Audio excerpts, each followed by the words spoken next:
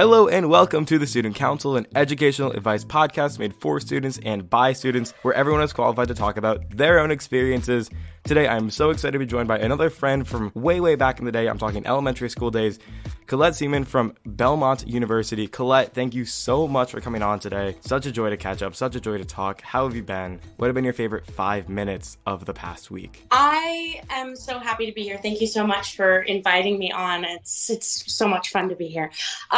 I loved just spending time and having a break, just being alone, and I haven't seen anybody all week and I'm happy about it. I've just needed to take a break. It's been very busy in college and but other than being busy, I've been super good. So yeah. Amazing. So you're another one of those schools with an early spring break. I guess this is kind of spring break season. It's like a span of 4 weeks between March and April, but we had ours not this last week, but the week prior to that, which felt really early. But it's nice to know that we're not the only school who's taking off at the start of March. Yeah, we really, I think we tried to space it out, especially since my school does 2 breaks. I don't know if your guys have that same thing, but I have one in Easter and then I have one now. The Easter one's a little, but yeah. So I'm just kind of this is the longer break and I'm able to relax now. And I think they did that because the week before I had spring break, everybody was dying. We were we all were walking like zombies to class and had tests that entire week for midterms and things like that. And it was just a mess. But other than that, it was great. So no, absolutely.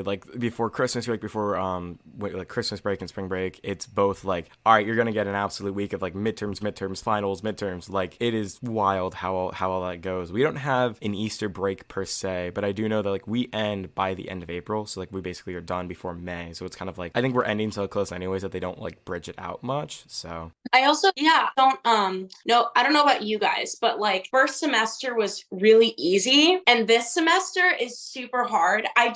Maybe that's just me and my school, but I came back from Christmas really refreshed, relaxed, and then I came back and I was oh my God, I can't breathe. The first week there was just work, and it was way more than last semester, which was kind of weird. That's interesting. I definitely feel you. First semester is a relatively easier semester to ease into. I had an econ class. I think that was the only one that really gave me trouble first semester. But everything else was totally chill, thankfully. This one, because I have a 1.5 credit class, and what it's done is thrown my entire schedule out of whack. Because I can't do it either be 17.5 or 13.5. And I'm I don't know if 17.5 is going to be good for second semester with a bunch of other stuff that I'm trying to do and starting as well. So it's a lower class load, but I definitely still feel really busy with things. There's a lot happening. So yeah, it's definitely an interesting vibe. Can you explain that to me? The whole 1.5 hours, why not just make it 2 or why not have 1? Because we don't have that at Belmont. You don't have credit hours at all? It's just class load, or? You have credit hours, but not half credits. Yeah. To my knowledge, this is literally the only one that exists. But it's it's for a requirement. It's a business communications class. You only meet once a week for an hour and a half, which I think kind of gives it that 1.5. Mm-hmm. But it's weird because we have another class where you meet once a week for an hour and a half, and it's only a 1 credit class. So it's a little bit maybe more work for this one, but it's interesting the way that it's I'd be curious as well to talk about the people who plan that out of why that's a 1.5 versus other ones being a 1 credit. I feel I mostly understand the credit system, but there's always a little bit of gray area where I'm I don't exactly know. It's just kind of vibes, but yeah. Well, the credit system's very weird. And this is the weird part. Our school, I don't know if you have this, but with my specific major, we are required to take these seminar classes, which is a group of people, and we sing in front of them, and then the teacher or the professor gives us feedback, and there's 0 credits. You don't get any credit for them, and life of a music student.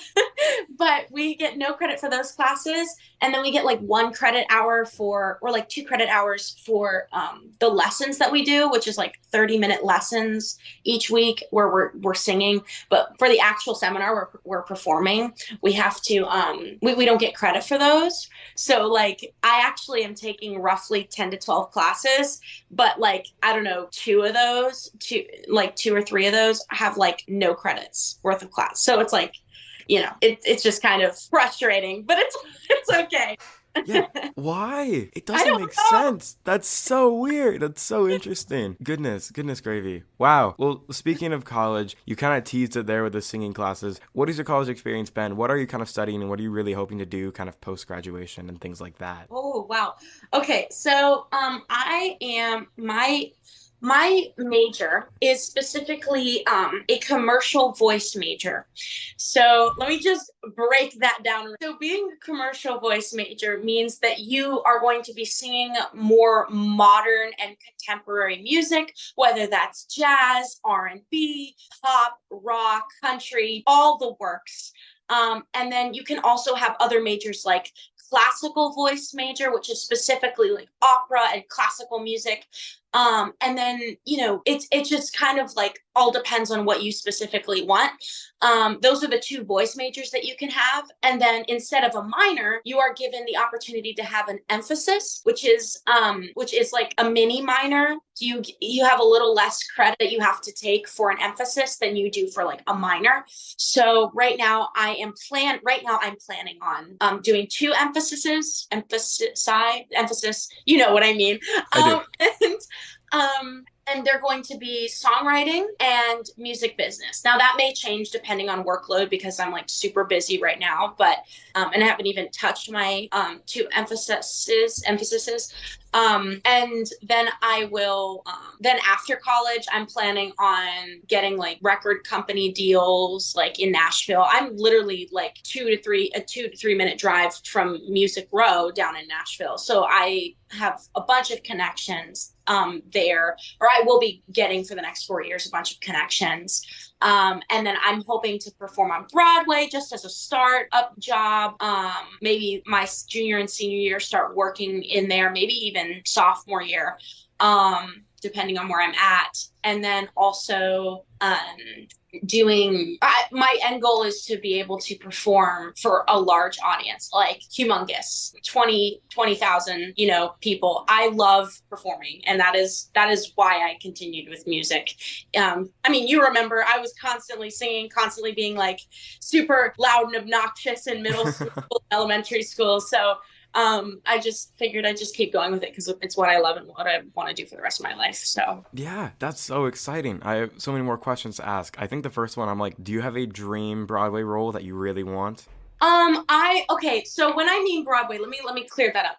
I would be on Broadway, like New York Broadway, but when I said Broadway, there's actually a Broadway in Nashville, which is clubs and like Mm-hmm. bars at. It's like the Nashville version of Broadway. Okay. Get to like perform. There's a bunch of performance venues where you perform with a band and things like that. Who's to say that I won't be on Broadway, but I'm not majoring or like Broadway, like New York Broadway. Mm-hmm. But I'm not really majoring in something that can give me opportunities, or I'm not in a place where I can get a lot of, I have a lot of connections to that specific Broadway. The one that I'm talking about is in Nashville. So, Nashville Broadway. Okay, that's cool. mhm. It is. It's so cool. I bet it has to be really nice, like doing performing arts stuff at a school. Yeah, in Nashville. Like that just feels like a really. Was that a big consideration then when you were looking at colleges of like a school in Nashville? Like what kind of led you to Belmont in particular? Well, first of all, Belmont is, I believe, one. I think I don't want to say the wrong thing, so I'm going to say top 20, but it's probably less than top 20. It's probably like top 10, somewhere in there. Schools in the country for music, and they have really good programs, a diverse group of programs that isn't just classical voice, a lot, or classical music. A lot of like universities around the country have music programs, but they only have like classically based majors. Belmont is not has that, but also has commercial based majors, so it prepares us for more modern and contemporary performance styles and ways to get ourselves into the music industry for now, like for the current popular music instead of for classically based music. I chose Belmont because one, Nashville's beautiful. I love Nashville. There's just this amazing energy that comes from the people. It's very colorful down there. Most of the year it's warm. I mean, there's only like 2 or 3 months where it's like like a month where it's like really cold, and then 2 months where it's like semi cold, and then the rest is like warm or hot. And I'm like, I love warm weather. I also chose Nashville because it is the city of music, or like more contemporary music. It's growing its platform in music. It used to just be country, but now it's like turning into jazz and blues and things like that too. So, and rock. So I'm kind of excited for that. And it's growing. I really want to see Nashville grow right now, especially since like it won't grow as big as New York, but it's a nice size. It has like the outside of Nashville, which is like all of the like suburbs, and then you got the inside of Nashville, which is really small, and like the people are so friendly and family oriented. It's just a great place to be if you want to feel encouraged to keep going with what you love. So I love that. That's amazing. It's so cool to hear that. I love hearing people passionate about why they chose these schools. It's such a fun question in that sense, because like I feel like generally I have not encountered somebody yet on this show where I've like asked them, why are you at this school, or what made you choose this, and it's not this like beautiful passion pitch of their college, which is so fun and so great to do. I want to dig a little deeper into like your performing arts background and basically ask, like, have you ever thought about like the pinpoint of like, why do I want to perform this way? Like what really, because I feel like, yeah, it's been for forever that I've known you, that you're, you know, passionate about singing and performing and doing these things. I think it's so cool to have these visions of like 20,000 people. Like that's so amazing and exciting. Have you thought of like, okay, does this really come from like, you know, why do you want to do that? I guess not to get too deep into anything, but oh yeah, no, I love getting deep. It's what I do. I Okay, so most of my family has some sort of musical background. They're great musicians. My mom sings. My grandfather plays the accordion. My grandmother was a music teacher. My uncle was a music teacher. I just have a bunch of musical people in my family. Almost everybody on my mom's side of the family has played some sort of instrument, has sung in some way. So genetically speaking, that's where I get my sound from. That's where I get my musical talent per se from. But I really was at first inspired by my mom. She was discouraged from doing any of this stuff. Back when she was, in college, high school, even middle school, her father would like embarrass her and make her stand up in restaurants and sing. And she was very shy. But then also at the same time, when she actually wanted to go and choose to do music as like a career, she ended up like being discouraged by her father. He would say, oh, you need to be a triple threat, and you need to be able to sing, dance, play an instrument, act, whatever. You need to be able to do three of the big performing like skills in order to succeed in music. And that's not the case anymore. You pick one thing and you emphasize that as much as you possibly can. I mean, look at Taylor Swift. Like, she's a really good songwriter, and she's like, I love Taylor Swift, and I'm not going to hate on her, but I honestly think she's like getting too old to be in the music business. But I will say she is very, very good at what she does. With my mom, like, she was told that she had to be like this amazing thing and do these amazing things in order to succeed, that were like really hard to do. I mean, people back in the 30s and 40s could do that. But there was also like there was a smaller group of people that were accepted in that community, like, thin white women, blonde, sometimes brown hair, like they had to be beautiful. And then you also had to do all these other things. And she didn't have a lot of encouragement growing up. So that's a big reason why I do this. I do this for my mom. Another reason I do it is just because like I love making people feel things when I sing. I've always been told that I make people cry. And I've never known what that feels like until recently, like when I watch my sister do the same thing for people. She's actually in a musical right now, but I'm kind of going off the question. But I think my main point is that I really enjoy making people feel things and communicate to them through my voice and making them think. I think that's really what I enjoy doing. So That's awesome. I love both of those. Like that's such a cool thing to hear how passionate that is and how like the history of it is. And yay for your sister in a musical. That's so exciting. Like yeah. really does run in the family. That's It, amazing. she's right now, I'm actually gonna go see it tonight. She's in a show called Chess. It's like a and she's like the Russian woman in the show.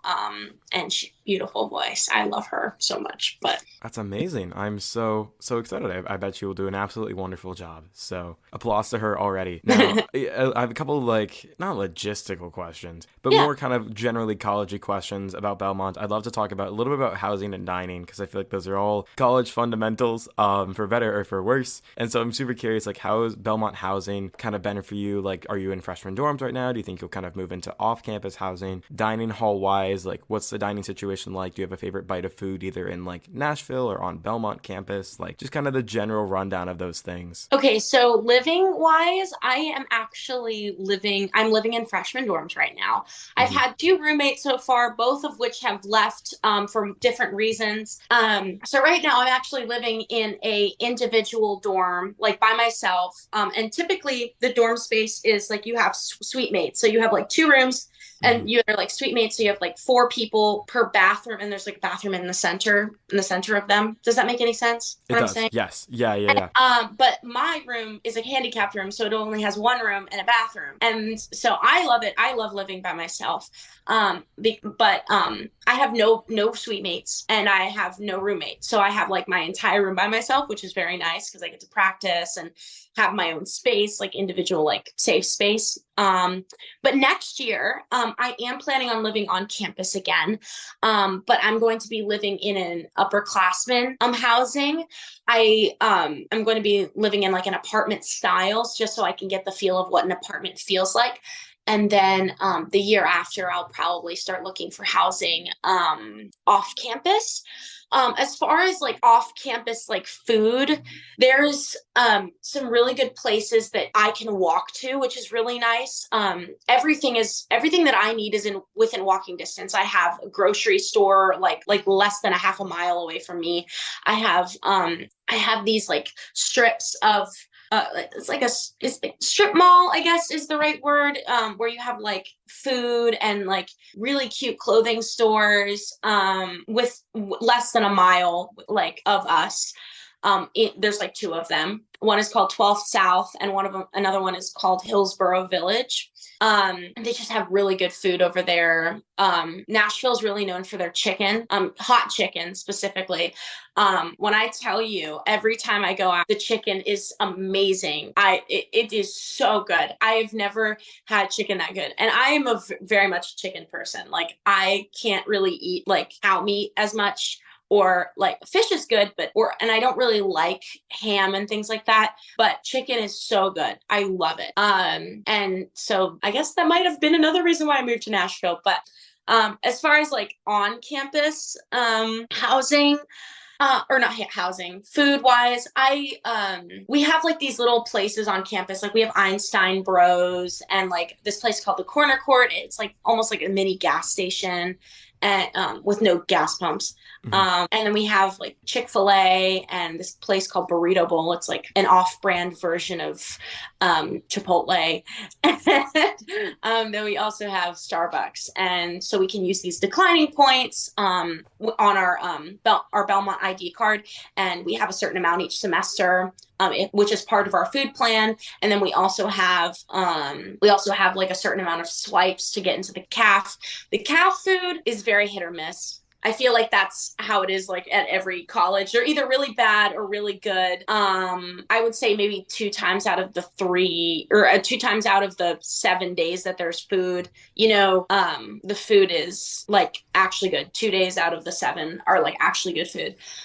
So I really do buy a lot of stuff outside of like I go to the Kroger a lot and get a bunch of stuff and then come back and just make my own food in my dorm. So I think that, yeah, it's certainly a full general phenomenon that college signing, I mean, for the task that they're given, which is to serve so many college students, I feel like, it's tough to like succeed greatly in that. And I feel like overall U of M does pretty okay. That's a really interesting things to hear. Like, I always like talking about housing and things like that. It's always a little bit different, but also there's so many commonalities throughout. yeah, we have very nice housing. I'm living in one of the more modern dorms. Some of my friends live in like the older like buildings, and so there's like some mold happening in the in the dorms. Not to call out Belmont or anything, but we all pay like $30,000 a year. Like, come on, you can like get rid of the mold.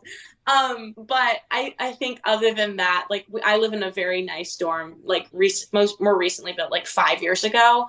And right now, like Belmont is undergoing a lot of like construction right now. So like I feel like they're constantly building. So I'm hoping that more residence halls will be available if that for more kids, because more and more kids are coming to Nashville, especially to Belmont. So Nice. Yeah, I think we're getting a new residence hall in the next couple of years. Rumor has it that they're doing one on almost, I think it's made for like marching band kids, which like imagine a housing full of marching band kids. But it's like one that I think it'd be wild. It'd be a fun experience because it's one close to a football stadium, which is generally like I'm in like central part of campus housing, and it's still like a 20-minute walk like south. So I think it's one that like for students in band and places like that you can just be like really close to there and be able to practice. So that'll be really interesting to see that development progress. I agree. Yeah. Now, jumping into the questions, I love asking absolutely everybody I get to talk to, starting with what is the most impactful piece of advice that somebody gave to you? At Belmont At Belmont, in life, anything that you think. so good. You are not your music. I really have struggled with that. I'm a perfectionist. I really strive to be perfect every time I sing. And I feel like that, and if I get really negative feedbacks, which I have, it negatively impacts me because I feel like they're taking a dig right at me and who I am, because for a long time I felt like my music is what makes me who I am. And yes, in some ways that might be true. And, music it defines certain aspects of my life. It's also not who I am. I've had to figure out that, who I am is how I treat people. Who I am is how I act when I respond to or when something happens that I don't necessarily want to happen. Or something that I do want to happen. How do I respond to everyone else around me? And how do I respond, just, in general? So you are not your music is really, I think, one of my biggest things I've been trying to work on, and the best thing I've heard in a while. So I love that line. I think because that goes even beyond music. It goes to anybody who's, has a passion, has a career, has an industry, because like, not necessarily that I'm a musician, but like anytime, when you take a stab at like pitching somebody any levels of like creative or any levels that you've put a lot of thought into, there's such a high degree of vulnerability with that. And if for any level of reason it doesn't go, it's like mortifying, right? But it's not it's criticizing you instead of your craft, which it's hard to make that difference, which, it's been tough, but I'm starting to figure it out, and I'm starting to see that, I'm worth more than just my music, and there are parts of me that are, better than, or that make up who I am, that have nothing to do with my voice or the instruments I play. So. Yeah, it's truly a lesson in framing and perspective and kind of taking a step back and zooming out on things. I love that. I love that piece of advice. Kind of the other advice question I love to ask is, you have an ultimate tip for somebody going into college in particular? Don't be afraid to be who you are and be your fullest self. Because a lot of the times when you come out of high school, like I was talking to you about earlier before we started this recording, a lot of times people will hide themselves in high school or not be their full genuine selves because they're being vulnerable, and they're scared that they're going to be like exposed and, you know, hurt because of somebody else. And college just isn't like that. As far as I know, as far as I've seen, you know, people are just want you to succeed, especially if you surround yourself with people who want you to succeed.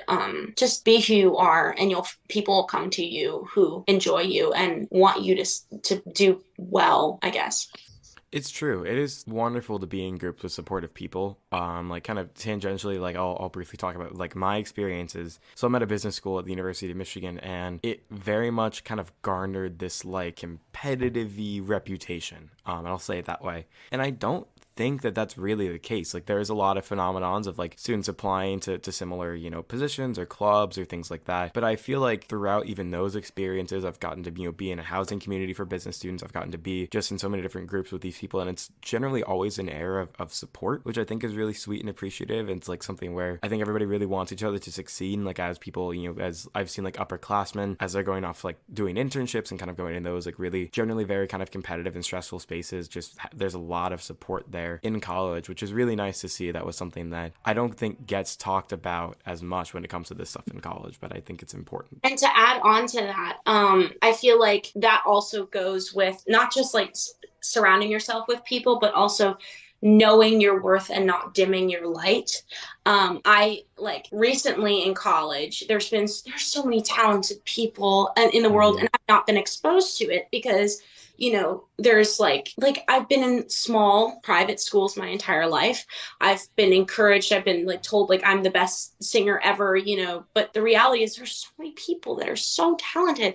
And for a while, for the past semester and a half, I've really struggled because it's like, because I start to feel intimidated and start to feel like, oh, like I'm not the only one, you know. It was like a big fish in a small pond, and now I'm a big fish in a big pond, or big ocean, you know. Like there's a really good musicians out there, and you have to, it's not just about, you know, your talent anymore. It's about the look, it's about, you know, your kindness, it's about your personality, it's about what you can do, and not dimming your light for anybody else to shine bright is, you know, a really good thing. You need to know your worth. Yeah, I like that you say it's about your kindness. It's such a critical element, I think, to things that you can be a very, very great and talented person. If you're not kind to people, it's not gonna go well in the end. It's just an importance of, you know, being kind. So absolutely. Yeah, I'm curious, kind of, I think kind of furthering this conversation, like what were some of your expectations going into Belmont, and how did they shift at all? How did it kind of compare as you continue to go through? I thought I was going to be more scared to open up to people. I thought I was going to be like, Belmont just seems like a very, like, going in, I felt very small. Just comparatively, like all these people had been here for a while. And I met, but everything that I expected Belmont to do, or how they responded, was pretty much what I expected. They were very, very welcoming, and very, the entire school is very family based. Like they want everyone to do their best, and they want everybody to know that just because you do your best doesn't mean that you're going to succeed. You know, you always have to be, and this is where I'm going to quote Father Han. I don't know if you remember him. He was our priest. Yes, I'm going to quote him: be the best that you can be. Being the best that you can be has really stuck with me. And just knowing that, like, that there's a school out there that does the same things that Linton Hall does, but has like 10, 100 times, 1,000 times more students and more talent in that school. And you need to know that by you not being the standalone person, like they're still going to want you to do well, and they're still going to find ways for you to do well, which I really loved about Belmont. I love that too. That's a wonderful piece of advice. Circling back to that college dorm room conversation, do you have a like essential thing for a college dorm that you think everybody needs? Oh my goodness. Slippers. That's the first thing I thought of, but there's so many things. I say slippers because I often need a drink like from outside or like need to go get food somewhere like late at night. And I don't want to put on sneakers. That's Hmm. stupid. Like I don't Yeah. want to. I'd rather just put on these like fuzzy socks or fuzzy slippers and just like walk outside and go run errands at the closest gas station, you know. Yeah, I wholeheartedly agree. I've gotten a lot of and equally as important responses of like shoes as in like shower shoes and slides and stuff. Like those are also very critical. But no, I have a nice pair of like little kind of Ugg slip-in shoes because sometimes socks are just too high of a barrier to entry. But like there's some days I'm like, no, I don't want to put socks on right now. I just want to put on my fuzzy little Ugg shoes and go to the dining hall and have a great time. So they are super critical. I like that response a lot. I love a good slippers. I do. I another thing I would say that is very important is decorations. Mm-hmm. Your wall space is like, I mean, some people like it more blank and more clean looking, but the more decorations you have and the more like space that you bring in that feels like home, the more comfortable you'll feel in your room. And I think that's really important just so that way you don't feel like you're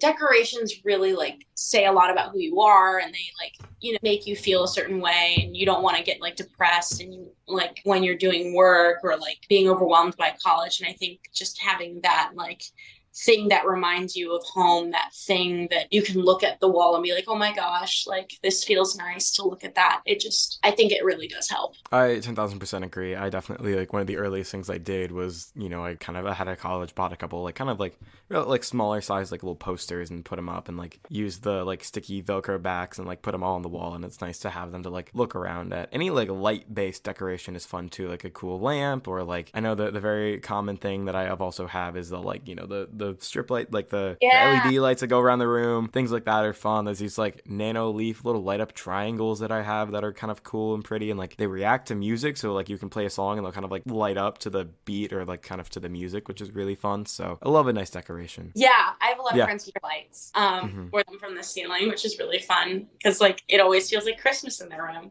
which is one of my favorite holidays. But we're not going to get into that, anyways. So we talked before air about elementary school memories and really went down that rabbit hole, which was very fun. I love asking everybody, is there a moment from high school that they still think about? If you're willing to share, do you have a moment from elementary school as well that always kind of comes to your mind? Yes, I'll do both.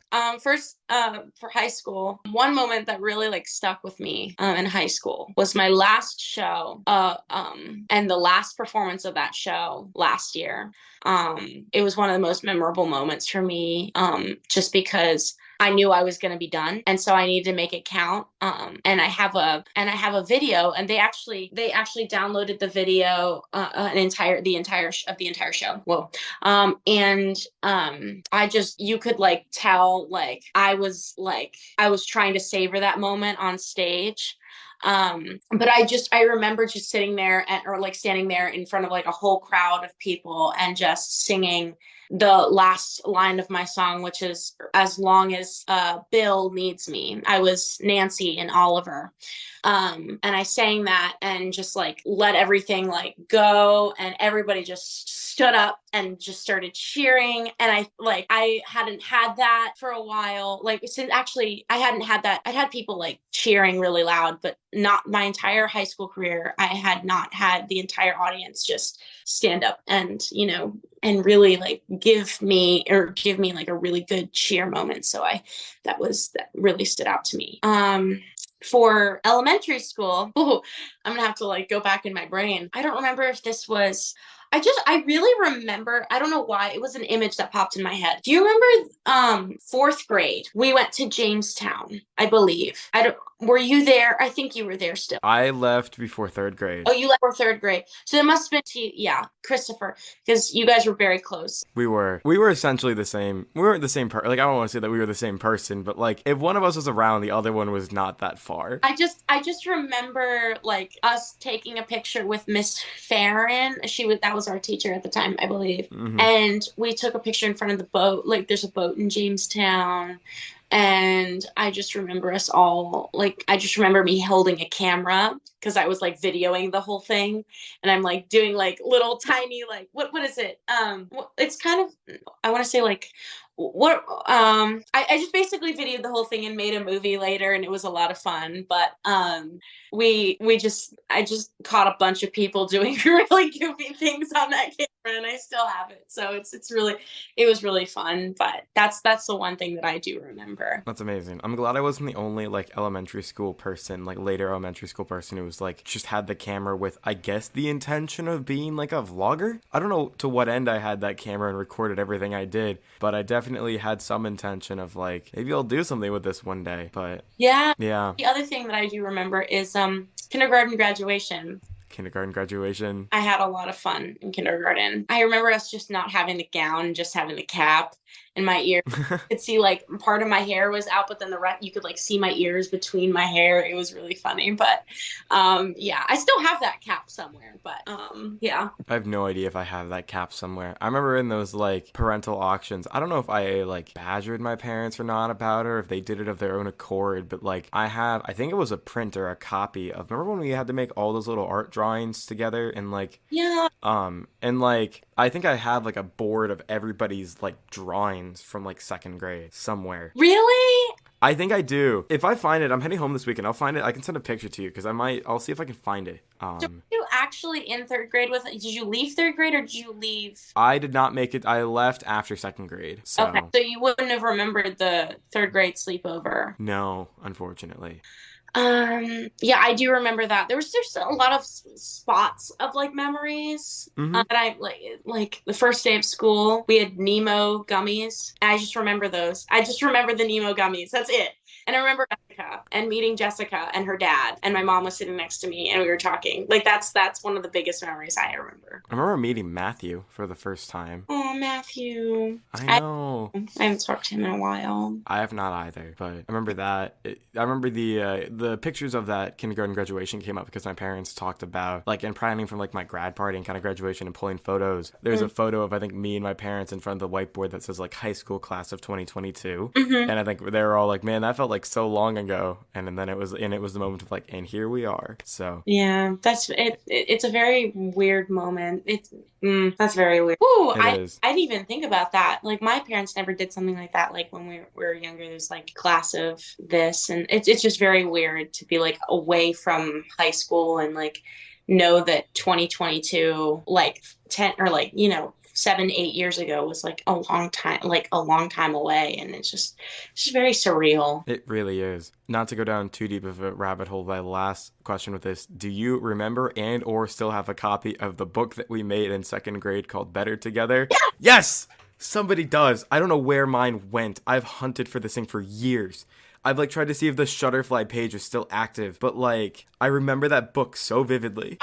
Yeah, and you had like the best friend at the end. The spaghetti goes with the meatballs or whatever. It was so great. Yeah, I had chips and salsa. You did, yeah. Yeah, that was so great. I loved it, and I think I still have it. It might be in my Lytton Hall. We have like these bins that we have, like we. It might be in there, like in my second grade folder or something, but I haven't looked. Yeah, I haven't looked for that in forever, but I was just like, because didn't we make it like really close? Like I remember vividly, like I feel like the like 18th place sticks out in my mind of like out of hundreds of applicants or maybe thousands or millions, let's say millions just for suspense, we were like 18th place overall, which felt like so close to like what the winner was. Yeah, I think we did get very close to like the best, and we were. I was like, wow, okay, look at us go, little second graders. We really popped off on that one. That's very fun. Yeah, we did. That was the highlight of my life. Oh, it really was. I was like, I peaked. That was my peak, second grade. I couldn't peak in high school because I peaked in second grade. Yeah. All right. Speaking of high school and speaking of music, you're obviously a very, very musical person, somebody who has a lot of, singing and great talent and expertise. And I'm super curious about your music taste in general, particularly like I'm building the school survival playlist, high school or whatever school survival playlist with all the song racks. Do you have any kind of like school survival songs that you had? So, one of the songs that I've been listening to more recently, just to get me through, is the song called "Never Give Up" by Sia. It's I don't know where it's from or anything other than that it's by Sia. It's a really good song. Has a very Middle Eastern type sound, and but she sounds great on it. I don't have a really specific genre of music that I like, and a lot of musicians will tell you that there because all music is beautiful to us. Like we Hmm. have like there's certain people who are like, I love country or I love rap or you know just those types of things. But we don't really, as far as I know, the people that I've talked to and my personal experience, I don't have a specific favorite. I like what gives me feeling, what makes me feel something. And whether that's popular music, you know, musical theater, you know, country, rock, anything, as long as it makes me feel something and think like what I want to do for everyone else, I love it. So, Yeah, I feel mhm. the same way. Yeah, like I certainly, I have the genres that I like to circle back to. Obviously, they've changed over the years. But yeah, any like just cool piece of music that I've found, or I'm like, this is just really neat or really fun. Like my band, like I was in marching band in high school, and our band director every Friday would do like Friday listenings, and he would basically just pull like any kind of music, like whatever song he thought maybe students hadn't heard or would be really interested in or thought was really different and new, he would play for us. And so like it was so various and wild what we would listen to week, but it was really this like instilling this appreciation of kind of all of music and stuff. So now like I'll listen to a song and regardless of genre, be like, this is rad, this is going on the playlist or whatever like that. I've also been exposed a lot, like in Belmont, to like more genres outside of Western music. So like things like Korean opera and African music, like they're very, very different, and like the timing is different. The pitching is different, and I've just learned a lot about how you can make something sound good and it doesn't have to sound like what we think is or what our standards for sound is.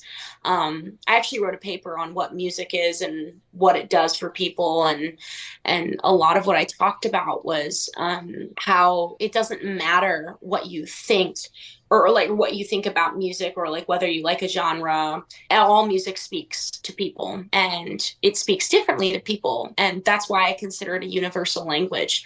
If you can understand it through a feeling, using the vibrations of sound, using the lyrical text, like those types of things are what is going to make a song beautiful for somebody, and not beautiful for somebody else, but everybody feels something when they hear it, if that makes any sense.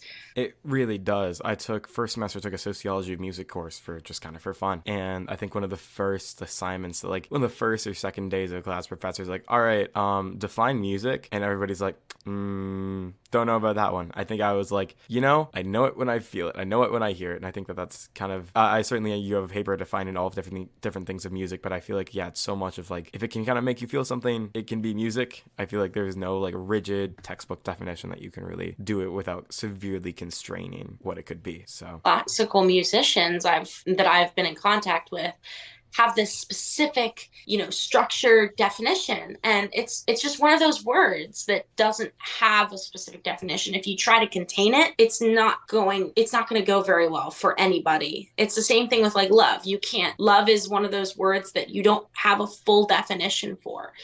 It depends on the person, and if you contain that, then you're structuring love, and who wants to structure love, you know? yeah, So no, it seems in a weird way almost boring. It's like it's like, why? yeah. It's not fun. Yeah, it can be boring. It's like that's also why like a lot of words when people ask me questions like, "What do you mean by that?" Just so I know like what they're thinking instead of me using the structure of what I'm supposed to know about that phrase or that word and assuming something. Like ask for more clarification, just so you and them you both are on the same page and you both can understand each other, if that makes sense. Absolutely does. Last question of the main interview is, what would you tell your first year self in high school and your first year self in college? My first year self in high school, my first year self in college.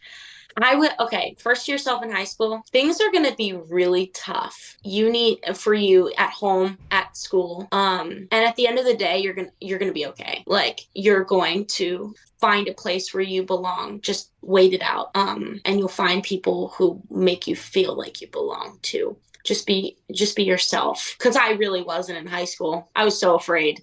And I think now I regret that, but I think I would have also regretted it if I was myself. I don't know.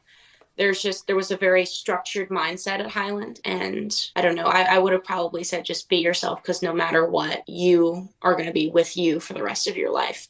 Might as well just get to know her, you know. Amazing. For college, I would say don't let your past experiences through high school, middle school, whatever, family cause you to make decisions, uprooting decisions about your newer friends and the people that you will eventually call family. You know, don't let those past experiences make you feel a certain way towards somebody. I like both of those pieces of advice very, very much. They're both very important and very good things to think about and know going into school, any real phase of life, really. But I think especially these high school and college years are incredibly pivotal and incredibly volatile. Is the word that came to my mind, and pivotal and impactful. So I appreciate you sharing both of those. Mm-hmm. That brings us to the end of the main questions. My final question is, do you have anything to plug, anything to share, anything you want to promote?